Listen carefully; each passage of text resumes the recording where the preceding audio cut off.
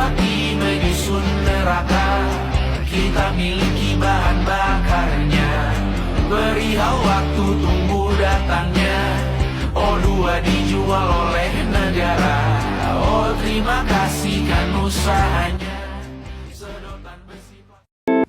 Tindakan korupsi yang terjadi di lingkungan kampus. Sebelum lanjut ke materi, apakah teman-teman tahu korupsi itu apa?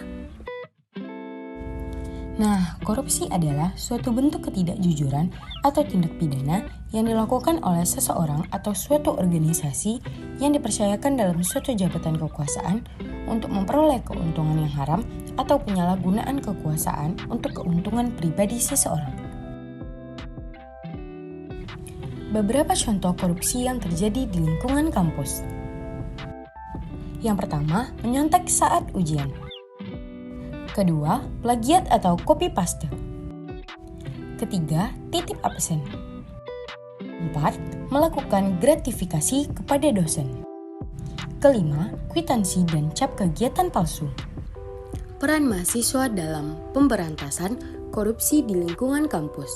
Untuk dapat berperan secara optimal dalam pemberantasan korupsi adalah melakukan pembenahan terhadap diri dan kampusnya. Mahasiswa harus mendemonstrasikan bahwa dirinya dan kampusnya harus bersih dan jauh dari korupsi. Langkah untuk mencegah tindakan korupsi di lingkungan kampus. Yang pertama, memberikan pendidikan anti korupsi. Yang kedua, melakukan reformasi birokrasi. Yang ketiga, membentuk satuan pengawas internal. Yang keempat, membentuk pusat kajian fakultas hukum.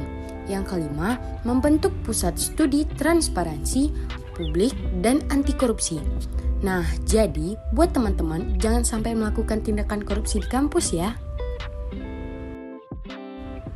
Terima kasih. Halo semuanya. Perkenalkan kami dari kelompok 4 ingin menayangkan video tentang korupsi di lingkungan kampus. Selamat menyaksikan. Yang masih berdiri, bendera makin tinggi, berkibar tiap pagi, dimakan matahari.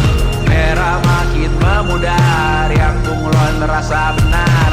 Putih makin menguning, yang pintar masih berpaling. Ditinggal beasiswa, tenang kawan tak kabar. Bertahan buat apa, belum ada artinya. Masih dipeluk setan, alergi peradaban, alergi kemajuan, mendorong kemunduran. Mimpin di esok hari, ada yang cukup mampu mewakilkan suara kami. Korupsi di kampus tidak selalu terlihat besar, kadang muncul dari hal-hal kecil seperti curi tugas, beli likes atau mencontek. Jadi teman-teman, perilaku seperti itu sedikit demi sedikit bisa tanggung jawab kita sebagai mahasiswa di kampus. Kita harus ingat bahwa kampus adalah untuk membangun karakter dan disitulah kemampuan kita diasah. Itulah sebabnya kita perlu menolak segala kecurangan sekecil apapun bentuknya.